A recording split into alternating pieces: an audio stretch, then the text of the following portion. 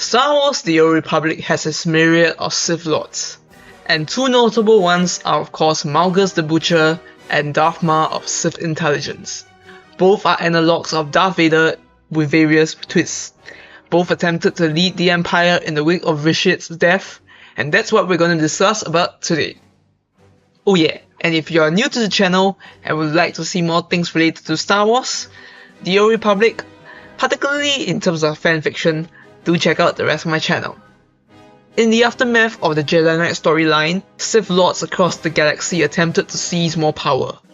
Bearers masquerading as the Emperor's voice, a newly appointed Emperor's wrath, and Malgus attempted to start a new empire, even having its own Imperial Guard. The Republic and Empire resumed hostilities after a long Cold War.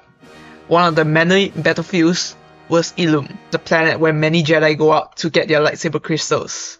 This was where Malgus began his plan to launch his own coup, defy the Dark Council, destroy both the Republic and Empire in one fell swoop, and proclaim himself as the new Emperor. One of the main reforms that Malgus was keen to implement was the stronger tolerance of aliens within the Empire. It was, after all, a hierarchical society dominated by pure-blood Sith and humans. You can observe this by the troops under his command. It notably had a greater variety of species within its ranks. Irregardless, this coup was ultimately short-lived and easily crushed by an overwhelming Imperial force. Malgus was imprisoned, mind-controlled, but eventually he escaped, and is now running rogue in his attempt to free the galaxy in some way. It is my belief that Malgus is ultimately still a man of war. Ruling will not be his strong suit. His reforms and approach are ultimately still short-sighted, which would mean it's highly unlikely that his reforms will last long and there would actually be a power struggle under his rule. Marr was also a face of reform within the Empire of some form, but this mostly came under the revelation of Rashid's true intentions. His intentions were never to rule the galaxy, but rather to use all life in the galaxy as a fuel for his ritual, to fuel his power and immortality. Prior to that, the Dark Council had little privy to the Emperor's intent, and was ever so obedient to his enigmatic and mysterious ways.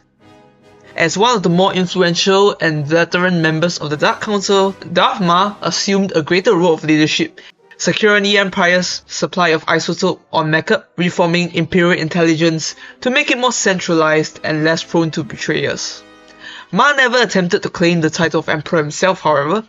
If Darth Marr hadn't met his untimely demise at the hands of Rashid, it's highly likely that the Empire under his leadership would have went through a bit more reform without the need to return to an Imperial title, lacking the cult of personality around an Emperor. Because let's be real, the title is quite a heavy responsibility and a heavy ego boost. Both Valron and Empress Asina had displayed signs that they would do anything in their power to keep their title and leadership, even if it means creating an agency that answers to them and them alone.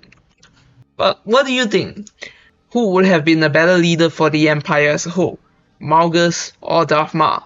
As always, thanks for watching, and may the Force be with you.